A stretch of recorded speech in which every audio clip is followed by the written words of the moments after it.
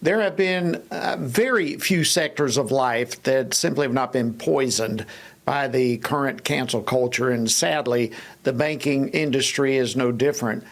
Conservatives and religious groups have seen their bank accounts shuttered. They've seen them shut down. Well, thankfully, we now have someone who's attempting to roll back this tide of cancel culture within the banking industry. And as a result, at next week's JPMorgan Chase shareholder meeting, portfolio manager is going to introduce a shareholder resolution regarding the company's targeting of organizations because of their conservative and religious viewpoints. And joining me to discuss this is the one introducing that resolution himself, David Bahnsen. He is the founder and chief investment officer of the Bahnsen Group. David, welcome to Washington Watch. It's an honor to have you. Thanks so much for having me.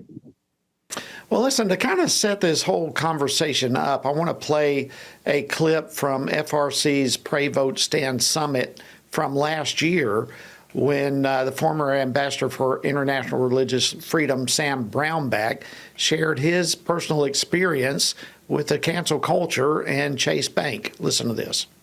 We have money in the bank account, and we were fired by our bank as their customer. Why? What did we do? Well, we won't tell you. The decision was made at corporate level, and then after pushing them for a while, they said, well, if you will disclose who you're going to back and what your criteria are for candidates you're back, then we will consider reestablishing your account. And we said, okay, that's what's happening in America today. Wow, that's incredible to me. So it appears this is not just a one-hit scenario. This type of thing is occurring with more frequency, correct? It sure appears that way. I happen to think that there's a very good chance it isn't coming from the very top, from Park Avenue, if you will, where their C-suite is located. I think it's very possible that they just have a total breakdown of controls down to a regional level, and the company is so large and complex that they've lost the ability to regulate if there's political and religious discrimination like this taking place. And that's the thing that's very important about my resolution, is I did not come to them and say, we want you to admit you're doing it. And I did not come and say, we want you to start discriminating against other religions or discriminating against the left. Well, all I said is we'd like you to run an investigation internally and report back to us, the shareholders, the owners of the business, as to whether or not you found that this is happening. And if it isn't, then great. Everyone's going to be really happy to know it's not. And if you find out that it is, we can start to remedy it. And so I think that their opposition to me putting that on the docket is really what created this hubbub and forced the SEC to get involved and say, no, JPMorgan, you will hear out this resolution. Wow. Well, listen, first of all, thank you for having the internal strength to put this resolution forward and to be moving in that direction. I want to get more specifically to the resolution momentarily. But before we get there, let's just kind of keep the backdrop of this unfolding for our viewers and listening audience. What started your personal mission to hold JPMorgan Chase accountable for its what appears to be politically motivated debanking? I mean, is that a fair assessment, the way you understand it? I think politically and religiously motivated debanking. And so what motivated me was very simple. People came to me and said, David, you're a large shareholder at JPMorgan, and on behalf of clients, you advise on an even larger amount. I think our company's position is over $100 million. They said, don't you know what they just did to Governor Brownback? And have you heard about these other groups, 3 or 4, reasonably good profile organizations? And I said, no. And I go, to be honest with you, I don't really believe it. I said, I know Jamie Dimon to be a pretty pragmatic guy. He's the CEO of JPMorgan. He's been a very effective CEO. He's pushed back on AOC and some of the far left on some of these ESG things. So I gave them the benefit of the doubt. I said they wouldn't do something that would cut them off from profits. I looked at it deeper and I became convinced that something was happening. And so if senior management doesn't know about it, and if they're not directing it, that's even worse. That means that they have no control over what's happening at some of the regional offices or local branches. And so it really fired me up to exercise my rights as a shareholder. It's a big frustration I have with Christians that believe sometimes that what we need to do is retreat. When there's companies doing bad things, we need to say, oh, I don't want to own that stock. I don't want to buy that product. For me, as an owner of the business, I want to fight harder. I want to engage with management and say, this isn't what you're supposed to be doing.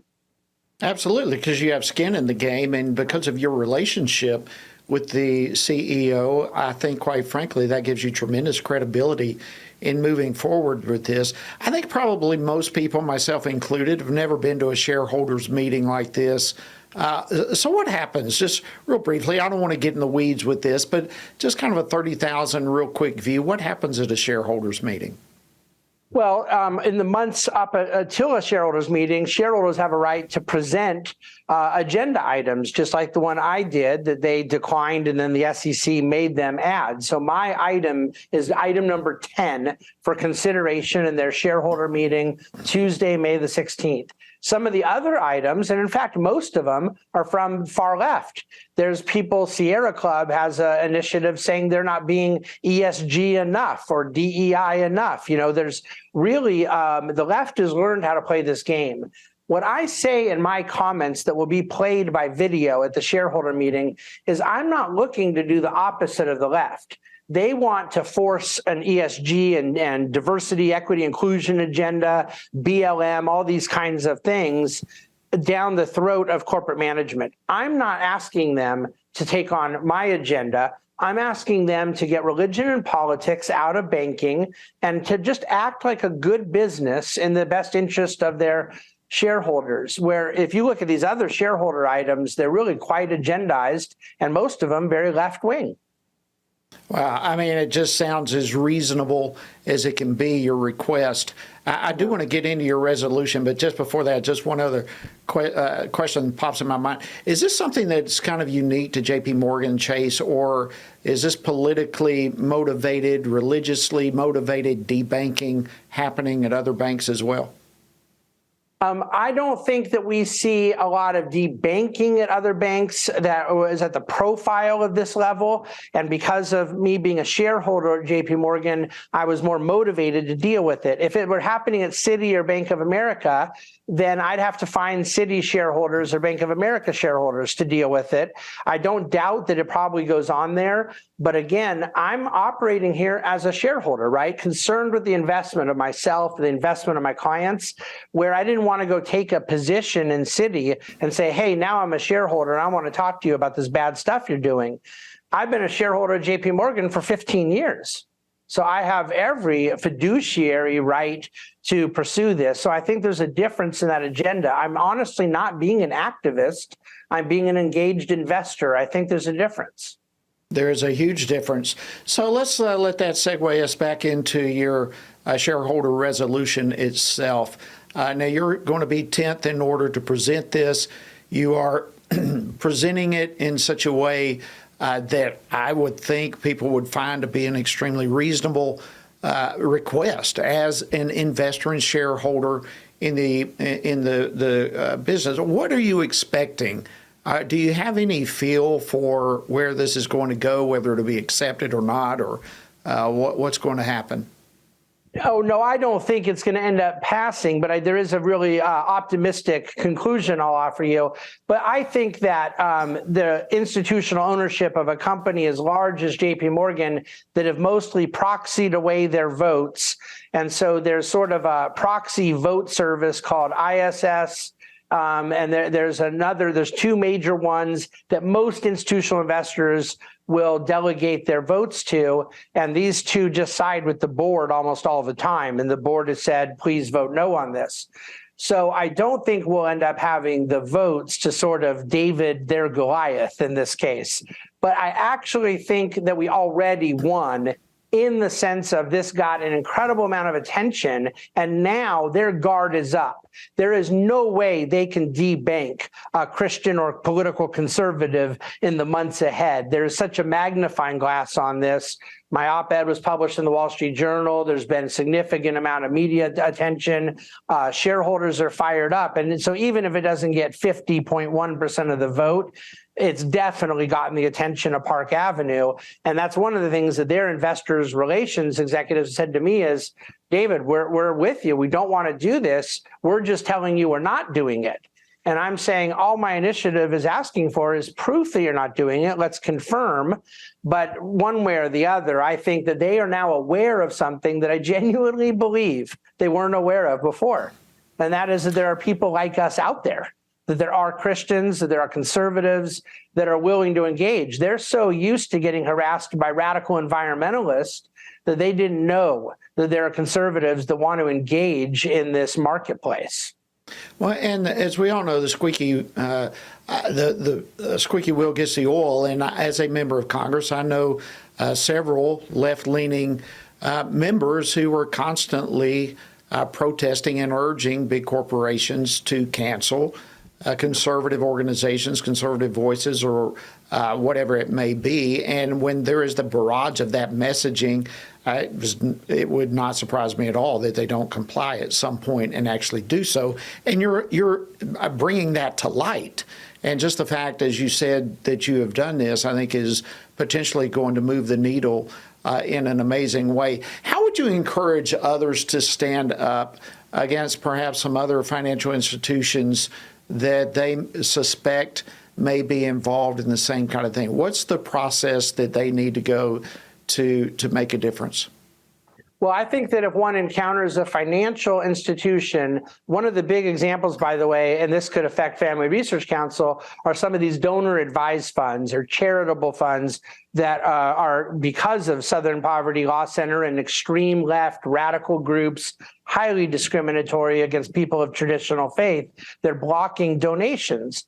People need to report those things. Alliance Defending Freedom, there are other organizations that want to hear about it because they then have an infrastructure to deal with it. There's people like me that will spend money going to law firms, going to individual companies that are abusing these things, and we'll fight it on your behalf. And so if you're running into that abuse with a donor-advised fund, with a charitable fund, at a bank, then you do have recourse. But really, financial institutions are not ground zero for this. They're the most troubling in the sense of we can't believe that maybe a PayPal could block us from paying our babysitter because they don't like where we go to church or something like that. That scares us with financial transactions for really good reason. But where it happens all the time that we know about, and they don't even apologize, they don't even deny it, is elsewhere in woke corporate America. The banks are still pretending to be neutral. That's a good thing. Now, I don't think they are neutral, but at least they're pretending. Other companies are just flat out admitting that they have no regard for people of faith or people of a different political belief system. Yeah, you're right. And I know we had some instances of that just within my own district. As a member, where people find experiencing that type of thing. So let's take this down one step lower to the individual or the business that finds themselves debanked. What do you encourage them to do? This is not, I'm not talking a shareholder, I'm talking a business or an individual. What should they do? Yeah, that's a great question, because shareholders have that ability to take recourse like I did. A customer can feel like they have nowhere to go. One thing I really want to say is make sure that you're being debanked because they're being unfair to you, not because you forgot some paperwork or you're not providing documentation. We don't want any false alarms, right? We don't want to go be the boy who cried wolf, if you will. And I worry about that because I think it's incumbent upon us to keep our side of the street clean, do what we're supposed to do. And then if there is real debanking and discrimination, it's going to give us the moral authority to do something about it and not have it kind of embarrass us later that really it was something else. But then as far as who people notify, I mentioned Alliance Defending Freedom. There's a whole host, of course, of different constitutional law groups, religious freedom groups, and people may have a relationship with one local to them. I wouldn't want to give a commercial for just one right now, because we both know Family Research Council is a great vehicle for some of these causes. Get that information to people, and then from there, it will get channeled, it will get processed, and there are people who can go apply it and then kind of put it in the queue, if you will, for activity. And I'll be one of those people. I'll fight this good fight as long as I have to. I'm not going to put up with it for long. It needs to change. David Bahnsen, thank you so much for joining us on Washington Watch, and thank you for your leadership on this incredibly important matter. Thank you for saying that. I really appreciate it. God bless.